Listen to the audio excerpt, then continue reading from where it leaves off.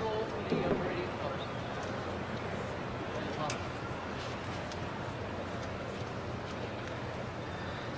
Nice and bread and chicken. Simon.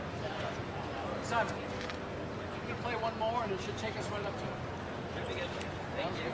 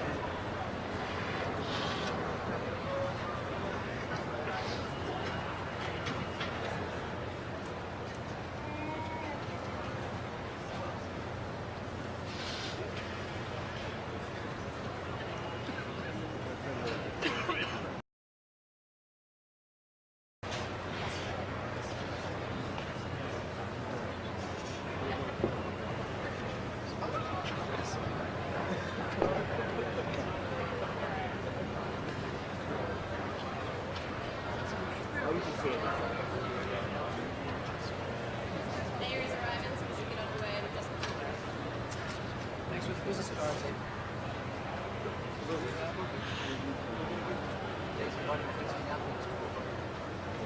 It is very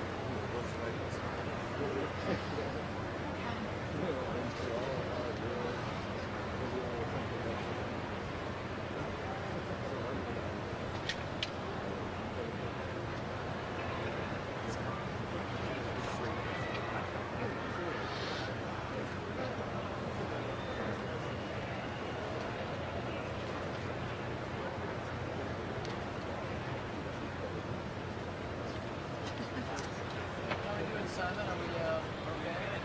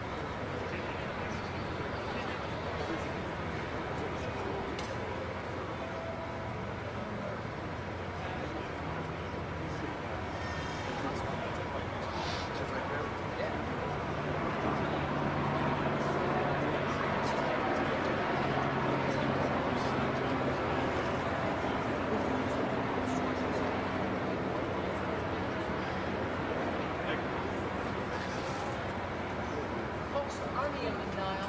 Please, one more march. Army of the Nile. All right, in that case, delay my last. Mechanized Columbia is a short march, so be advised, once I start, I stop. It won't be short. Mechanized Columbia. Stop. Flag me all you want. Stop. March stops. So once again, that's mechanized Columbia. And then, flip the record again. Realizing it's finishing this set. Just give me your eyes when you're ready. Nice. That's great. In true trombone can play fashion. I've done for a long time. I'm paying for all the time. I did the same thing. Okay, let's do this.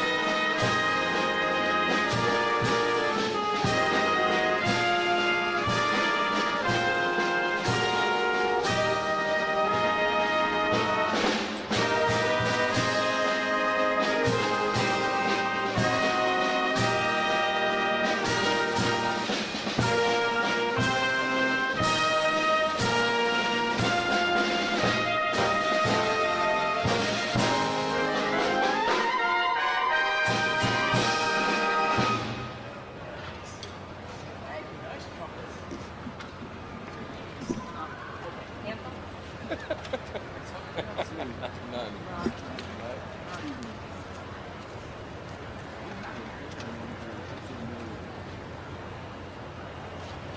Really, Rita? Really?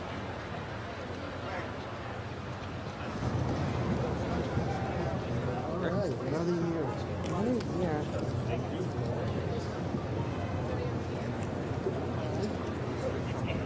Hey, Secretary, how are you?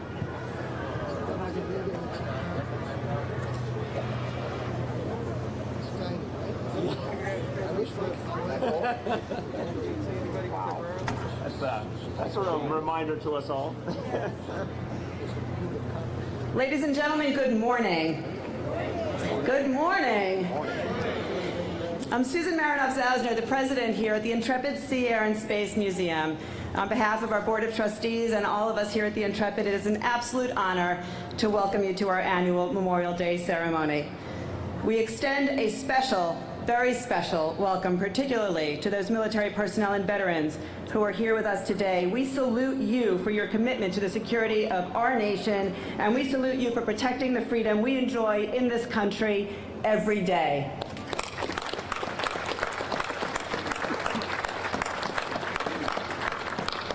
Navy Band Northeast, we thank you so much for the pre-ceremony music. I am honored to introduce our special guests on stage with me. I do ask if you can hold your applause until they are all introduced. Vice President of the Intrepid Former Crew Members Association, Mr. Joe Lichauer. Command Chaplain of the USS Arlington, Lieutenant Saul Burleson. Vice Chairman of the Intrepid Museum, Mr. Mel Immergut. Co-Chairman of the Intrepid Museum, Mr. Bruce Mosler. Commander of the U.S. Fleet Forces Command, Admiral Christopher Grady, and the 109th Mayor of the City of New York, the Honorable Bill de Blasio.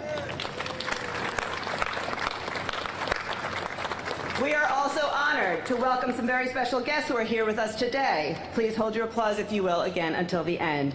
United States Secretary of Transportation, Secretary Elaine Chao.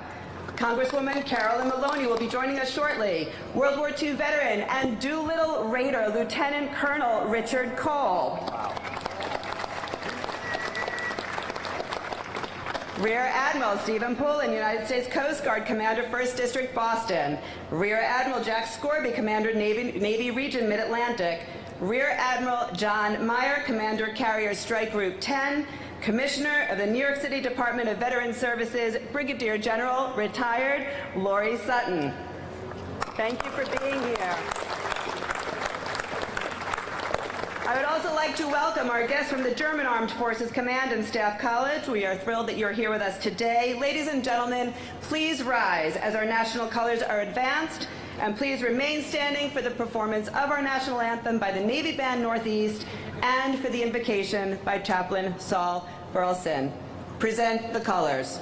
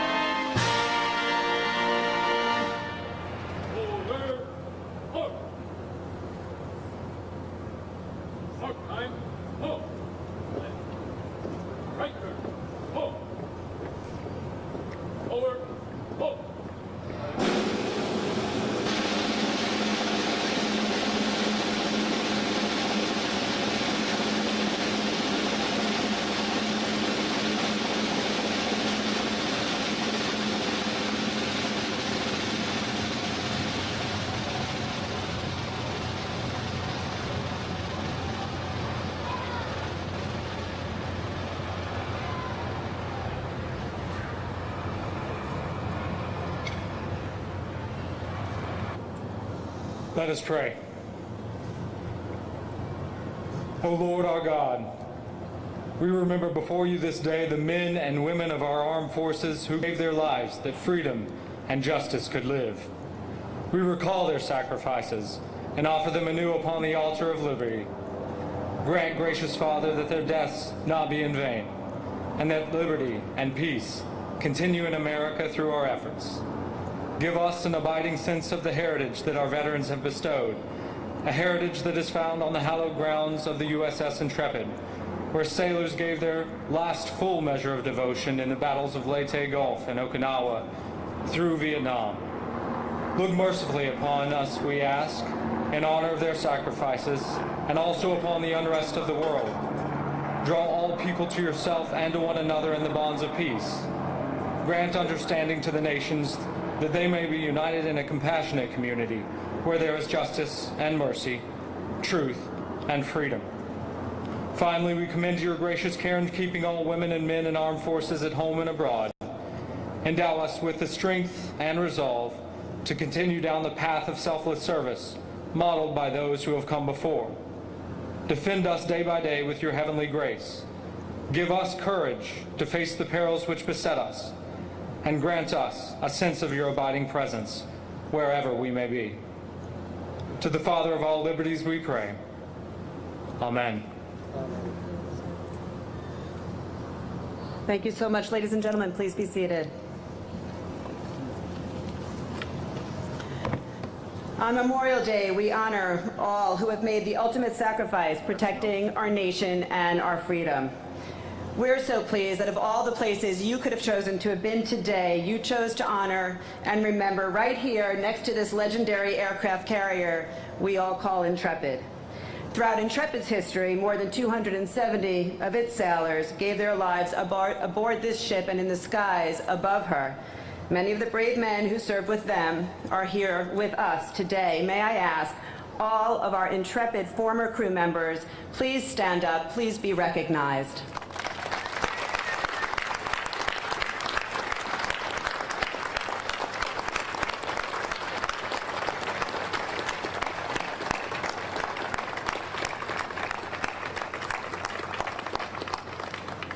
Unlike other cultural institutions, the actual physical plant that's our museum, the steel and the rivets that hold this great ship together, they bear a direct connection to the real lives of the men who served on board. Real people, molded by valor and sacrifice on the very decks that we are amongst today. We understand it is our responsibility to honor Intrepid's gloried past, and it's also the responsibility of all of us to remember all the servicemen and women who paid the ultimate price for us. At Intrepid, we use personal experiences and this massive beauty of technology to educate and inspire our future generations, to launch those generations towards greater achievements in science and engineering and in aviation, the fields that have become integral to Intrepid's history and critical to our nation. We inspire leaders who will chart new courses both for this museum and for our nation through unknown waters that we can't even yet imagine. For Intrepid, this is an extraordinary year of commending those who serve our nation. This year, we celebrate the 75th anniversary of the Intrepid's commissioning. In her time as a museum, the Intrepid has become a landmark institution here in New York City, offering inclusive learning opportunities to every population. Intrepid has taken a journey from military marvel to Metropolitan Museum, and it is our privilege and our responsibility to protect, preserve, and present the living history of the ship and those who served on her. Coincidentally, it is also the 60th anniversary of the commissioning of our submarine Growler. Earlier this month, in celebration, we opened our new exhibit, A View from the Deep, the Submarine Growler and the Cold War. Since its opening to the public here in 1989, this American-guided missile submarine brings us a remarkable glimpse of history and the stories of the men who served aboard her. Within this exhibit, we tell stories through interactive experiences and engaging content. It allows us to explore the history and the design of the USS Growler with historical artifacts, oral histories of those who served, and behind-the-scenes look at life on board. To us, community plays a big role, and it is incredibly important that we encourage today's younger generation to continue the exploration of history and innovation. Overall, as an institution, we offer K-12 curriculum-based programming in science, technology, engineering, arts, and math, focusing efforts on underserved populations. We provide sensory-sensitive programming for those families with autism, cognitive disabilities, for those who are deaf and hard of hearing, blind and visually impaired, and for those who have dementia in their families. And we conduct teacher professional development workshops that serve our K-12 teachers and paraprofessionals yearly, including offering 6 credit-based curricula. We are proud to offer some very special programs to veterans and military personnel, those who have returned with combat-related trauma and other stressors. Our military family programs provide a safe space, a supportive museum experience for returning service members from Iraq and Afghanistan and all veterans from past conflicts, with the aim of building a community of recently reunited families and easing the transition back home. Our Intrepid After Hours program offers exclusive access to explore the museum and its collection and an opportunity for veterans to express their own military stories and experience with each other. And we offer Vet Video Chats, a video conferencing program which provides social connections and stimulating conversations for veterans who cannot physically be here. The Intrepid Museum is accessible to all veterans, regardless of distance, finances, or abilities. Without the dedication of our trustees, our co-chairman, and the Fisher family who saved this great ship from the scrapyard, none of this would be possible. I am proud to introduce a dedicated Intrepid leader, Mr. Mel Irmagut, a longtime vice chairman of the museum. He was chairman of one of Wall Street's premier law firms for almost 20 years. He served for many years on the Defense Business Board of the Department of Defense and on the senior advisory boards of both the United States Southern Command and European Command. He's also recently been serving as an advisor to many four-star admirals with respect to their transitions from the military to the private sector upon retirement. He is a recipient of the Exceptional Public Service Medal, among the highest civilian awards of the Secretary of Defense. Ladies and gentlemen, please welcome Mr. Mel Irmagut.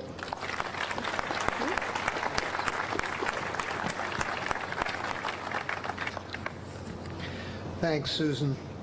Memorial Day is our annual holiday for remembering those who have died while serving their country as members of our armed forces. Memorial Day actually started under another name right after the Civil War.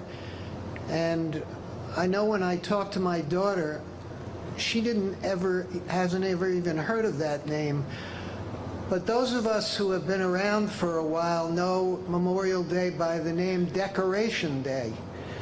And Decoration Day signified the fact that after the Civil War, many little communities all over the country would encourage people to come by the cemeteries and decorate the graves of the fallen heroes with flowers and other decorations. The current Memorial Day started only in 1971, when then President Lyndon Johnson decided that there would be a national holiday to signify the significance of the day, rather than all these local occurrences all over the country. We're truly blessed today to have as our Memorial Day speaker on Intrepid, Admiral Chris Grady, the current commander of United States Fleet Forces Command, which is one of the largest components of the entire United States Navy, which of course is the most powerful and largest naval force in the history of the world. National security concerns preoccupy all of us every day.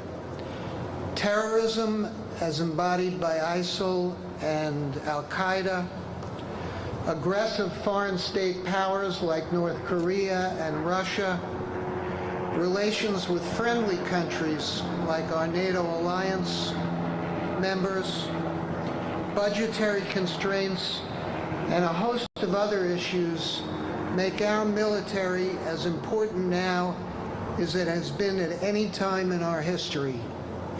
Intrepid is, besides Grant's tomb, the only major military installation in what many of us think is the capital of the world, New York City. Memorial Day is our most solemn day, commemorating as it does those who have made the final ultimate sacrifice for our country. And it's therefore inspiring to have as our speaker on this day, right besides this great ship Intrepid, a leader like Admiral Grady. He's truly extraordinary. A native of Newport, Rhode Island, the current commander of Fleet Forces based in Norfolk, Virginia. In that job, he mans, trains, and equips over 125 ships, 1,000 aircraft, and 103,000 active duty service members and government employees. That's a big job. As commander of fleet forces, which he assumed responsibility for only 2 weeks ago or 3 weeks ago, so this is a new job, he's responsible for providing combat-ready forces to our numbered fleets and combatant commanders around the globe. He's also, importantly, especially for Intrepid, responsible for the Navy's participation in Fleet Week, and I'm sure is going to be extremely helpful to us for many years to come in that capacity. Good luck, Mel. What do you got about? During past assignments, Admiral Grady has commanded 6th Fleet, Carrier Strike Group Carl Vinson, and USS Cole, as well as many other combat and also extremely sensitive Washington, D.C. based administrative assignments. And I know that he's regarded as one of the most imaginative and accomplished officers in the Navy. Our Memorial Day service involves remembrance of all of our soldiers, sailors, Marines, airmen, Coast Guardsmen and women who have given their lives so we may be free.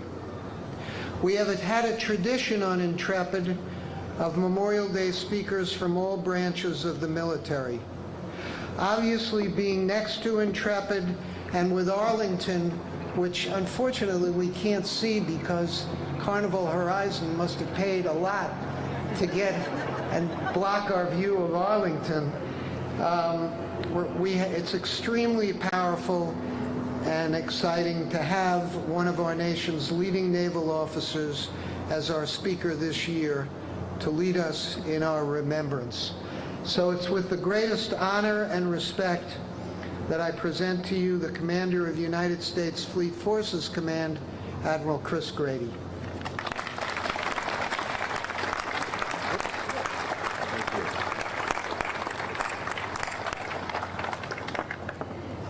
Thank you, Mel, for that kind introduction, and good morning to all of you. It's indeed a pleasure to be here and celebrate Memorial Day with you. Secretary Chow, great to see you today. Congresswoman Maloney, I'm not certain that she's made it yet, but soon. Mr. Mayor, great to share the podium with you today. And Susan, thank you for all you do with the Intrepid. Fellow flag officers, general officers, distinguished guests, it truly is great to be back here at Fleet Week, New York. And Mr. Mayor, thank you again for hosting the U.S. Navy. I have very fond memories of this weekend. This is, in fact, my 4th Fleet Week, once as a Navy lieutenant, once as in command of Cole, once as the Commodore that did the parade of ships here, and now as Fleet Commander. And I couldn't think of a better place to spend Memorial Day. Thank you. And indeed, it's an honor to witness the city open its arms to the fleet and provide such a warm and gracious and serve as such warm and gracious hosts and provide that hospitality to our sailors, Marines, and Coast Guardsmen.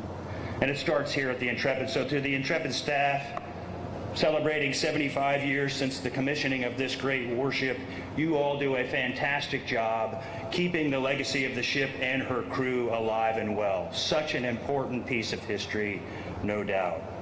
And of course, I'd also like to thank the first responders here today for ensuring that today's ceremony is a safe and memorable one for all of you, the firemen, the police officers, the emergency medical care personnel. Thank you for what you do. So Memorial Day. Across the country today, many people are celebrating, remembering, and above all, paying respect.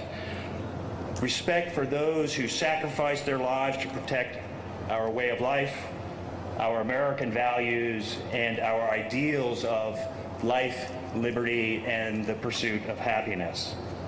Indeed, Abraham Lincoln called this sacrifice the last full measure of devotion. As Mel referenced, in May of 1866, just after the Civil War, Memorial Day was then known as Decoration Day. And in that time, it was a day to reflect and to reconcile, but most of all, a day to remember. History tells us of a drugstore owner in 1866 in the town of Waterloo, New York, who, out of admiration, honor, and respect for the fallen, both Union and Confederate, closed the doors of his store and urged others to follow suit. So today, all across this great nation, Americans pause to remember the fallen.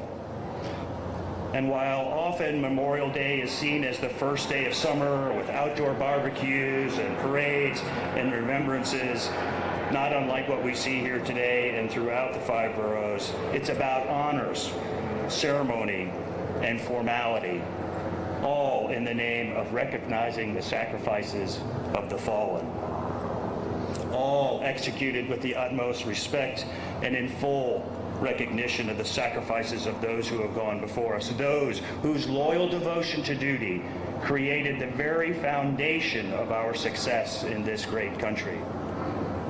So all across the storied battlefields of the past, groups will gather to give thanks, to honor the fallen, and to pledge and affirm our commitment to this great land. After 34 years of naval service, I have had the honor of serving our nation around the globe. And today I can tell you with the utmost confidence that the patriotism shown in this country, the respect paid to our fallen, once again as highlighted here in this great city, is the most profound that I have witnessed. Whether in San Francisco at the Golden Gate National Cemetery amongst such names as Spruance, Turner, and Nimitz, or the hallowed grounds of the Arizona Memorial in Pearl Harbor, Hawaii, the message and the sentiments are the same. Above all else, the absolute honor shown to our fallen is of the highest regard and keeping with the highest traditions of military service. I would also like to honor our veterans with us here today. I thank you for your service. We are honored to have you here today, and indeed many of you continue to serve. And whether you have served for 4 years or 34 years, your service matters and does not go unnoticed. So will the veterans in the crowd please stand or just raise your hand and be recognized by those of us so that we can appreciate everything you do.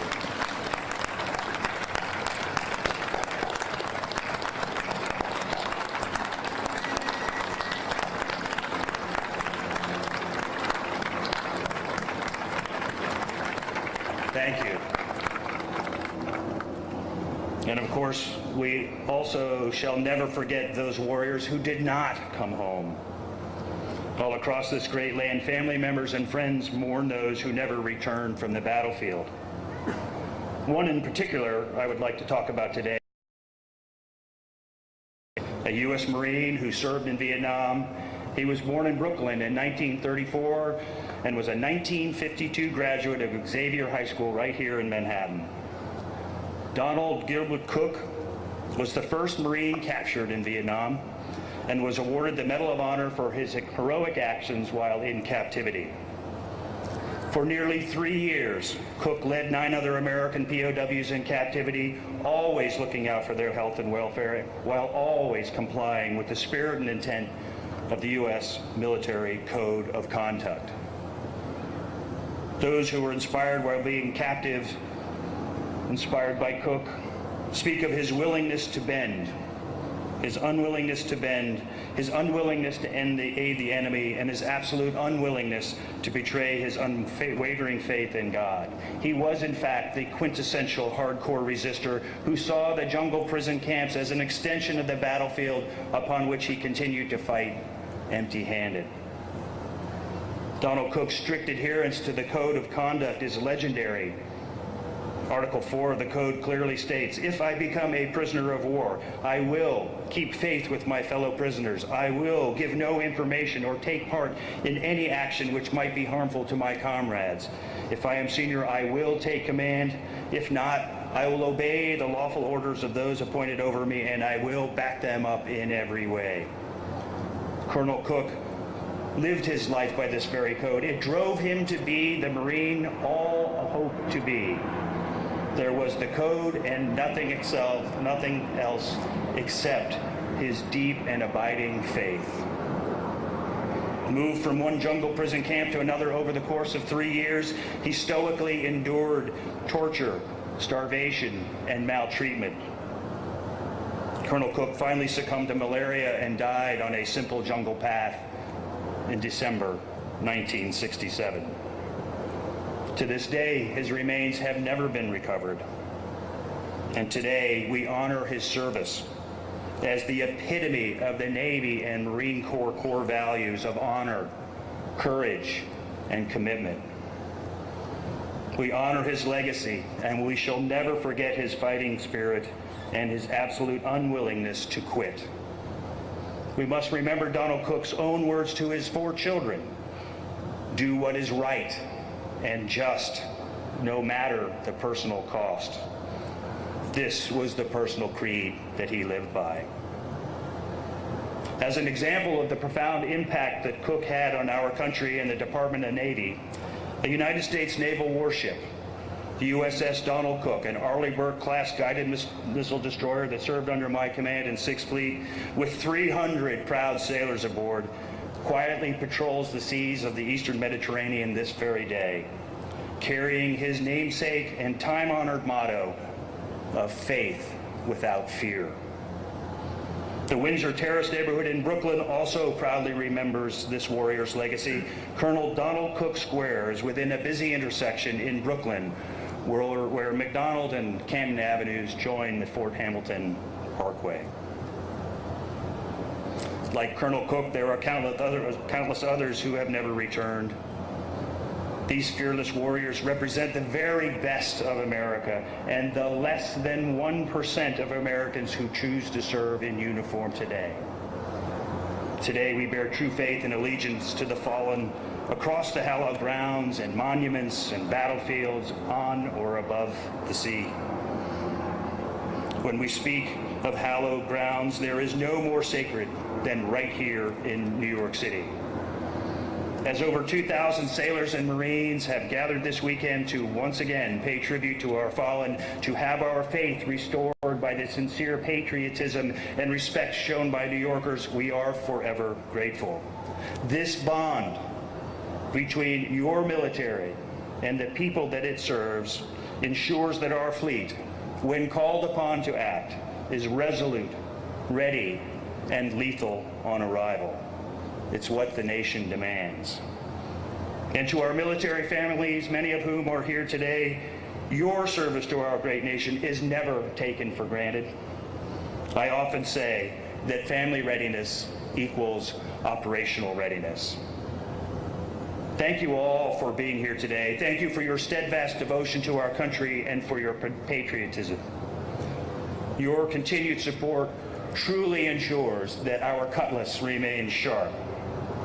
And as the 35th President of the United States, President John F. Kennedy said, let every nation know, whether it wishes us well, ill or well, that we shall pay any price, bear any burden, meet any hardship, support any friend, oppose any foe, to assure the survival and success of liberty. Thank you.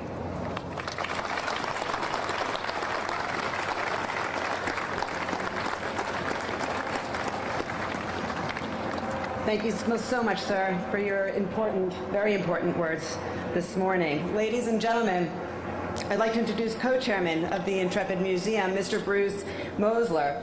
Bruce is chairman, of Global Brokerage at Cushman & Wakefield, the world's largest independent real estate services firm, and as co-chairman of the Intrepid Board of Trustees, a passionate champion of the museum. He cares deeply about the well-being of our military personnel and their families, and as such is a member of the boards of the Iraq and Afghanistan Veterans of America, the Navy SEALs Foundation, and Syracuse University Institute for Veterans and Military Families. He serves as chairman of the board of Business Executives for National Security and countless other civic and charitable organizations. Please welcome Mr. Bruce Mosler.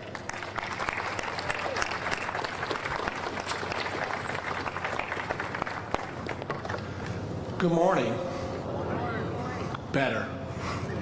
Thank you, Susan, for that very kind introduction and for all that you and the entire Intrepid team do to make this a world-class institution. Admiral Grady, thank you for being with us this morning. More importantly, thank you for your service to our country. Secretary Chow, thank you for joining us, as well as Congresswoman Maloney. We appreciate it. Mel, as always, it's good to see you. I also want to thank our Board of Trustees, especially my co-chairman, Ken Fisher, and the entire Fisher family for all that they do for our men and women in uniform. Ladies and gentlemen, we gather here on a solemn occasion, a day our nation sets aside, as we've heard already, to remember those who, in the immortal words of President Lincoln, gave the last full measure of devotion in defense of our nation. It is fitting that we are here at Intrepid to honor their memory. Intrepid is hallowed ground. Famous for her rich history of service to our country, she carried men and munitions in World War II, Vietnam, and the Cold War. She knew battle, danger, attacks, loss of life, acts of heroism, and ultimately victory. More than 270 of her sailors gave their lives on this ship and in her aircraft. Intrepid, therefore, reminds us that freedom is not and can never be for free. It comes with a heavy cost and requires great courage and extraordinary sacrifice.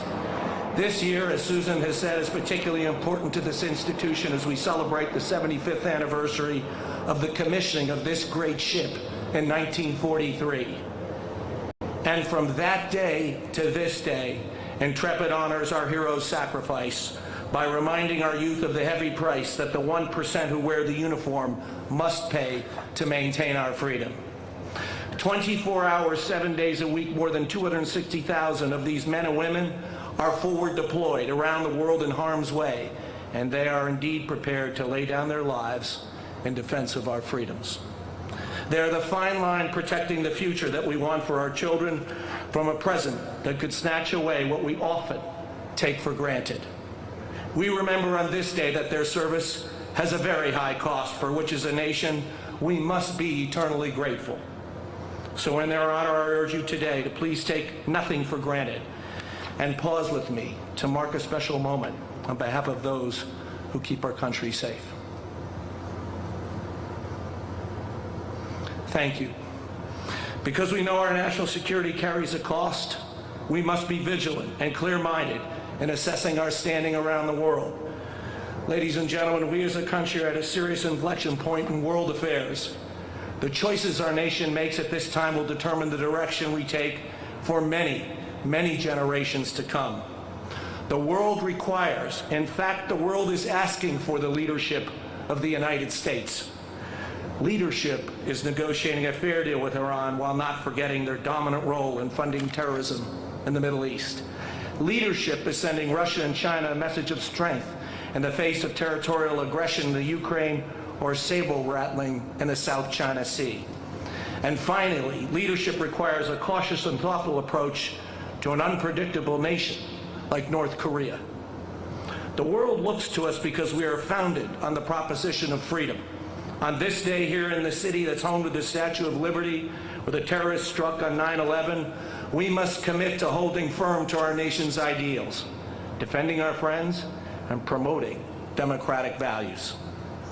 Ladies and gentlemen, that is the work of our Intrepid Museum. It is our staff and trustees' responsibility to carry out the mission of recognizing and honoring those prepared to pay the highest price for our freedoms. We therefore educate, inspire, and pass on to the next generation both the hope and the responsibility that has motivated those who served on this ship. God bless you all. God bless those that have made the ultimate sacrifice, and God bless America.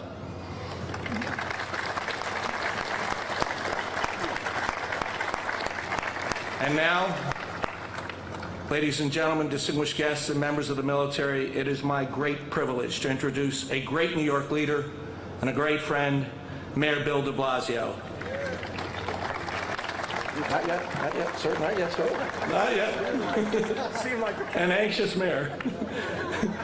He is no stranger to the cost of service, as his father served with distinction in the Army in the Pacific Theater of World War II. The mayor is committed to continuing his life's work of building a stronger city known for opportunities to all. He's committed to creating a city where every child has the opportunity to have a great education. And he is committed to securing a city that cares for our veterans. One great step in that effort was the appointment of retired Army Brigadier General Laurie Sutton as Commissioner of Veterans Affairs.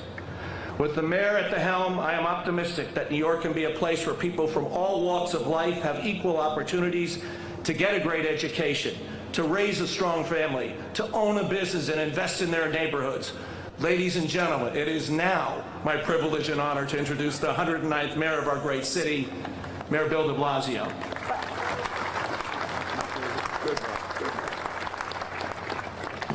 He fooled me there. All right. Good morning, everyone. There, that's much better. If any of the personnel from Arlington and the other ships did not answer with a lot of vigor because they're still a little blurry-eyed from last night, that's okay. But everyone else, I appreciate that strong answer on this important day. We are gathered here in common cause. Everyone here is here because you feel something for your nation and you feel something for the people who serve our nation. I want to thank all the active duty personnel in the United States military. I want to thank all the veterans. I want to thank the first responders. I want to thank the family members of all those people and anyone who's just here because you support those who serve us and you honor them. So that's everyone here. So I'm going to ask you to do something. Applaud your neighbor, please.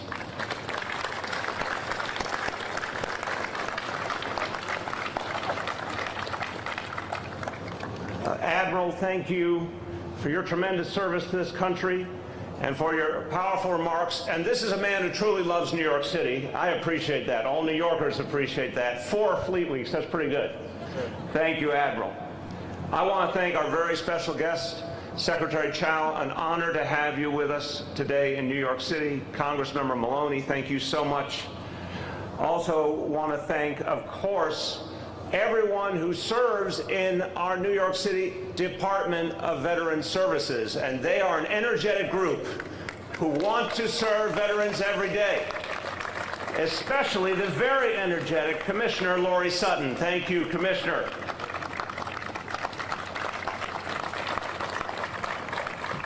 And to all my colleagues here who are part of making the Intrepid great, and Intrepid means so much to New York City, I thank you all. Susan and all of your colleagues, thank you for making this such an important part of our city. The Intrepid got the right name. When the ship was commissioned, they could not have known all that the Intrepid would go through. Torpedo attack, 4 kamikaze attacks. So many times when this ship could have been counted out, but Intrepid kept coming back.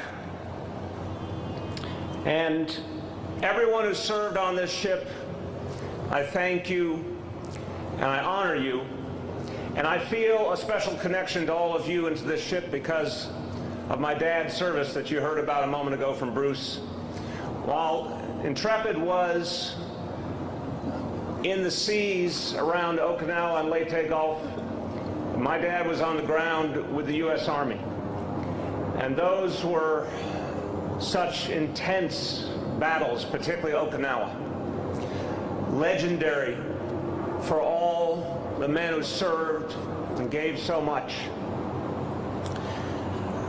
My dad spoke about his experiences. And as many of you know, when you talk to someone who served in battle, it's not always an easy conversation for them. I looked up to him and I honored him for what he had done, but I have to be honest, he didn't always want to talk about it.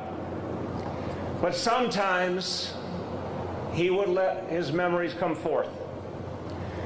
And he would often speak about his friends his buddies, his comrades in arms who did not come back. And the pain, even decades later, was so real. And the sense of a bond that they had, like no other bond that people feel. It was palpable to me, even as a young man, trying to understand that deep sense of loss, but also something so good in the powerful memory. Because when my father spoke about his comrades in arms, it was as if they were very much alive still in his heart. Unfortunately, he also left something on the battlefield. He lost half of one leg on Okinawa. And as with all who suffer physical harm, he was never quite the same after, although he fought his way back. And it went far beyond the physical scars. He faced many other challenges as the weight of that wartime experience bore on him for decades after. And it came back to affect our whole family, as it does so many families. So when I think about Memorial Day, the first obligation we have is to remember those who are lost, to really honor them, to really think about them as people who did something so brave. But then I think our next obligation is to support all those who came back. And I think those who are lost, if they could send a wish forward to us, they would first tell us to take care of their own families for them. And of course, they would have every right to ask us to remember them. But then they would want us to take care of those they served with who were blessed enough to come home. And they would want us to take care of everyone who wore that uniform and then came back to contribute in so many other ways in civilian life. So Memorial Day is about supporting our veterans as well. Memorial Day is about supporting the families of those we lost and those who came back. Memorial Day is about appreciating what military service means and making sure that we bring alive that appreciation. Today is important because we have to use words and symbols in unity to help us remember. But our actions thereafter, I would argue, are even more important. In this city, which has, and Admiral, I'm very proud of this fact, almost 500,000 service members, former service members, and their family members. This is a great, great city of veterans. We are committed every day to making their lives better. Whether it was getting rid of the scourge of chronic homelessness among our veterans, an idea that is so painful to even consider that that existed in this city or any other city, but that scourge has been overcome. On to making sure there are employment opportunities for veterans. And I say this on Veterans Day, but I say it on Memorial Day too. If you want to do something great for your nation, hire a veteran.